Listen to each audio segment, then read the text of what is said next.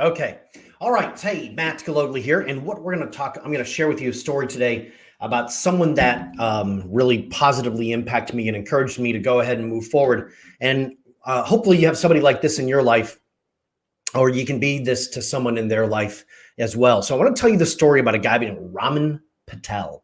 So Raman, as we called him, Raman was a member of, back when I was I was in the private club business. He was one of the members, along with a guy by the name of Bob Wattlington, who were members at Princeton Meadows Golf Club. And I want to show you a picture here. I don't know if you can see this, but here's a picture that I keep in my office. And this picture is, you'll see Raman, right? That's me. That's me without gray hair. There's Raman. And there's, there is Bob Wattlington. Now that's Fess, and that's Mike Gardner right there. They worked for me at Princeton Meadows.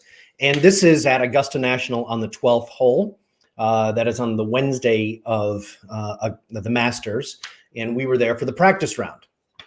I had invited Raman and Bob to come with me. And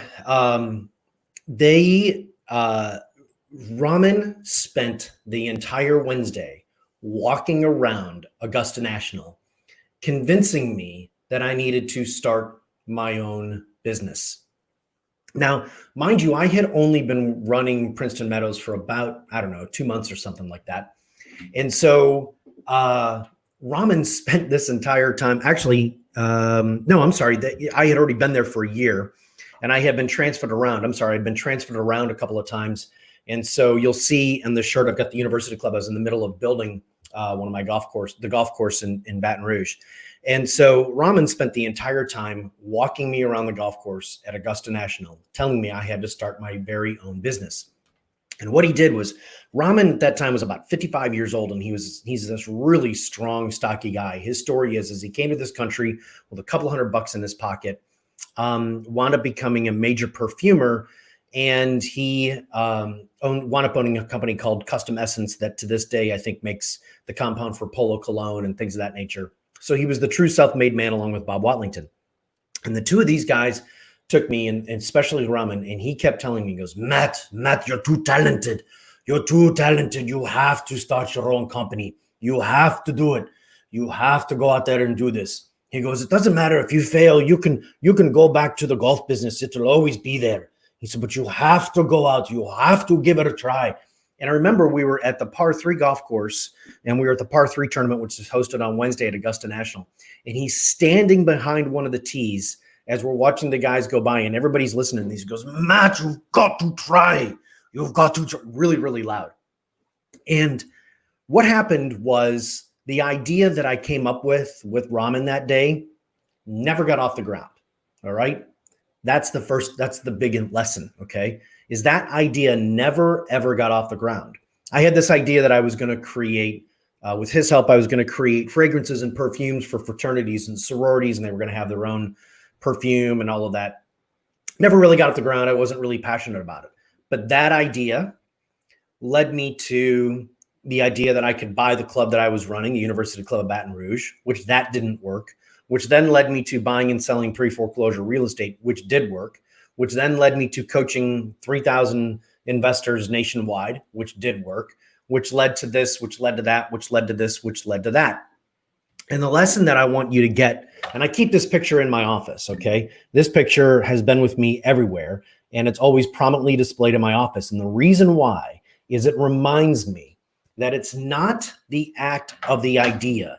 It's not about having the perfect idea. It's about the act of starting, okay?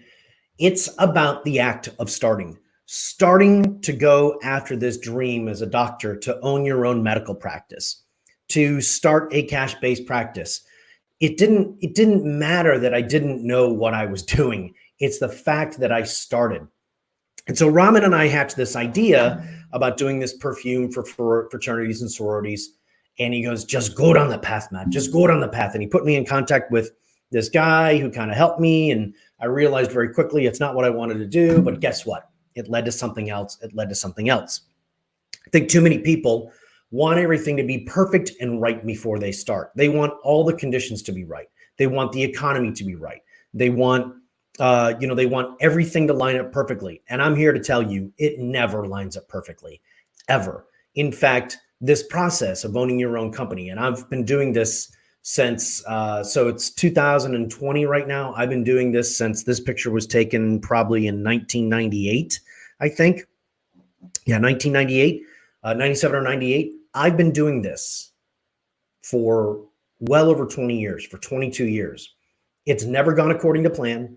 It's always changed. It's always had kinds of tops and turves. It's always had adjustments and changes. So here's the thing. If you're watching this and you are a doctor or PA or something like that, and you have this dream to start something, here's what I would tell you. You can always go back, just like Raman used to say to me. Matt, you can always go back to being a golf pro. You can always go back to being a general manager. It will always be there. And I'm going to tell you, you can always go back to the hospital. You can always go back to working for the large group. You can always go back to doing locum tenens. You can always go back. But if you don't try, if you don't go down that path, and I'm here to tell you that path is messy. Sometimes it can be very, very messy. Hopefully, maybe if you wind up working with me, I'll make it less messy for you as I do for my clients. But you've got to try. And so that's my word for you today. Give it a shot.